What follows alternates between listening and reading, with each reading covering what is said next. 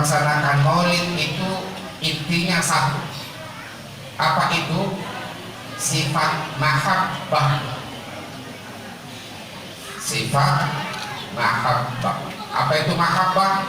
Sifat cinta, sayang, sayang kepada Rasulullah Shallallahu Alaihi Wasallam. Jadi itu. Sejak masuknya Islam di Tanah Mandar ini, setiap tahunnya diadakan peringatan bagaimana maulid itu apabila datang 12 Rabiul Awal. Bahkan jauh lagi setelahnya itu masih ada maulid. Ulama-ulama kita itu sudah menetapkan bahwa bagaimana kita sebagai umat Islam ini hendaknya sayang, cinta kepada Rasulullah Sallallahu Alaihi Wasallam. Sebab yang namanya cinta itu macam-macam tandanya kalau kita cinta.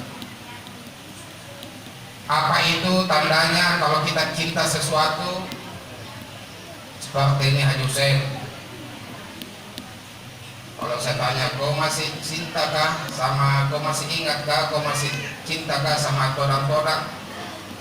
Dia bilang, iya puang makan. Tetap saya selalu ingat. Nah, kampung halaman walaupun jauh ke sana, tetap beliau buktikan bahwa dia cinta sama keluarga di todang-todang dan di Mosok. Itu sebab cinta. Ibu-ibu pun begitu. Sebab cinta untuk ketemu dengan keluarga semua, cinta untuk bersilaturahim, cinta khususnya lagi kepada Rasulullah, sehingga jauh-jauh dari todang-todang kita datang ke sini. Termasuk saya ini.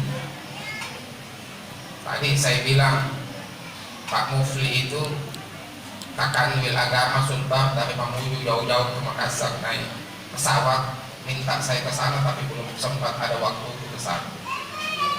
Tetapi saya sayang sama Haji Hussein, saya sayang kepada semua, apalagi mengingatkan saya kepada todang-todang dengan langsatnya dan tuak manisnya. Untuk selalu itu, maka kita selalu untuk mengenang itu, maka kita selalu merayakannya.